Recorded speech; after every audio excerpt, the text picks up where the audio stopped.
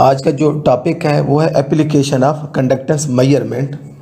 ये टॉपिक हमने detail study किया था, तो एक और एप्लीकेशन है वो मैं बताना चाह रहा था। तो उनमें एक है determination of rate of reaction, कि रेट ऑफ रिएक्शन हम कैसे स्टडी कर सकते हैं। Such reaction that exist in ionic form, then we can study such type of reaction by the conductance measurement with the passage of time।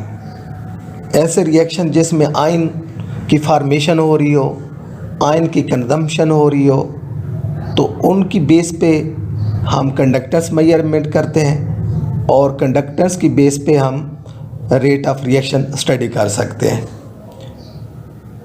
It mean kinetics of different reaction where ions involved can be studied by the help of conductance measurement। For a dilute solution, rate of reaction is directly proportional to conductance, और जो conductance है this is directly proportional to speed of ions. तो it mean rate of reaction study करना है तो हमें ions की speed चाहिए, और वो जो स्पीड है वो कंडक्टेंस की शक्ल में हमें मिलेगी, और इस तरह हम रेट ऑफ रिएक्शन को स्टडी कर सकते हैं by the measurement of conductance. We suppose a reaction जिसमें एक एस्टर है जो कि रिएक्ट करता है सोडियम हाइड्रोक्साइड के साथ, we get soap and alcohol, यानी कि हम ये कह सकते हैं सपोनिफिकेशन ऑफ एन एस्टर। और इस रिएक्शन के लिए हम जो इक्वेशन यूज़ करते हैं K = 1/80 into CO - CT over CT - C infinite. ये जो K है here this is rate constant. A जो है स्मॉल a जो है this is the initial concentration of reactant, and T is a time, C0 this is the conductance of the electrolyte reaction mixture at the start of reaction. So we can say here C0 is the conductance of the solution when time is equal to 0, and CT this is the conductance of the electrolyte at any time t, यानी कि after 5 minutes, after 10 minutes, after 15 minutes, यानी कि with the passage of time हमने जो conductance note करनी है that is shown by CT, and C infinite this is the conductance of the solution at the end of the reaction, या आप ये कहेंगे when time is equal to infinite। तो so by the help of this equation we can study a rate constant of such type of reaction where ions involve। तो ये हमें help करेगा rate constant को स्टडी करने में, या आप ये भी कह सकते हैं कि किनेटिक्स ऑफ द रिएक्शन हम स्टडी कर सकते हैं। नेक्स्ट जो टॉपिक है वो है degree of hydrolysis and hydrolysis constant of a salt. हमारे पास एक साल्ट है C6H5NH3 positive Cl negative.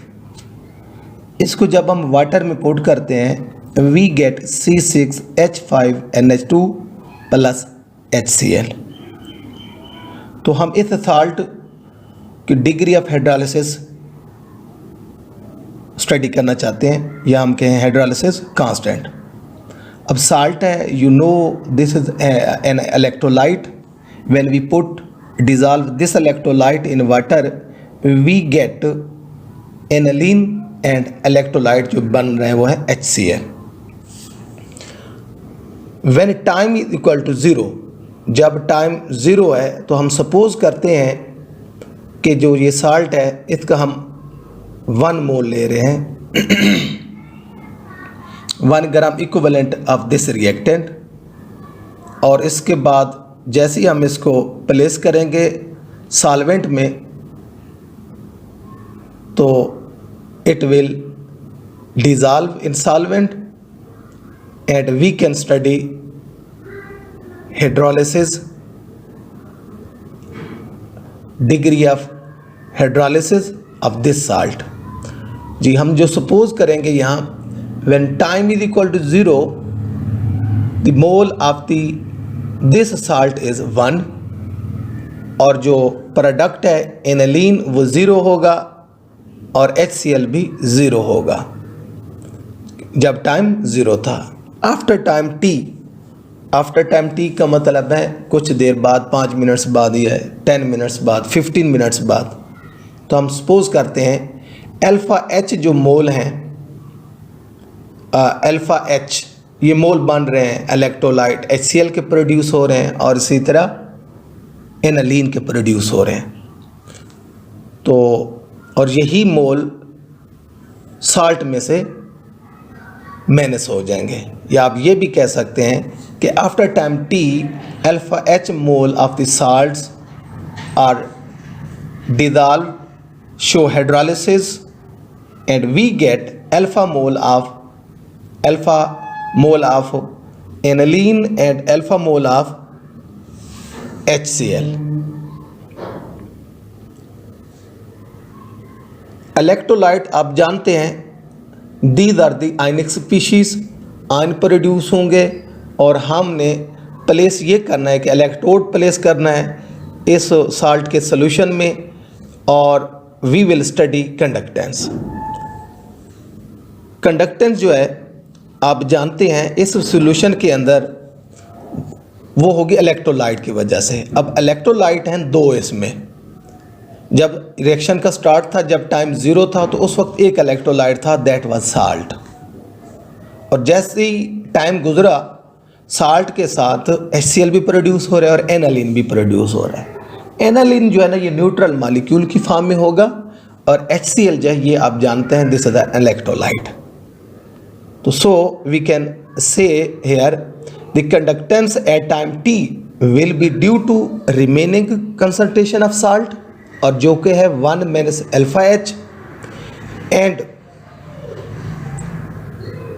The product HCl produce जो कि अल्फा H है। Overall conductance of the solution will be alpha, और ये जो अल्फा है equivalent total conductance of the solution, this will be equal to conductance due to remaining concentration of salt and conductance due to HCl। तो हम यहाँ overall equation जो put करेंगे वो ये होगी, equivalent conductance lambda is equal to lambda C into 1 minus alpha H, यानी कि 1 minus alpha H remaining concentration of the salt, और इसको हमने कंडक्टेंस से मल्टीप्लाई कर दिया, प्लस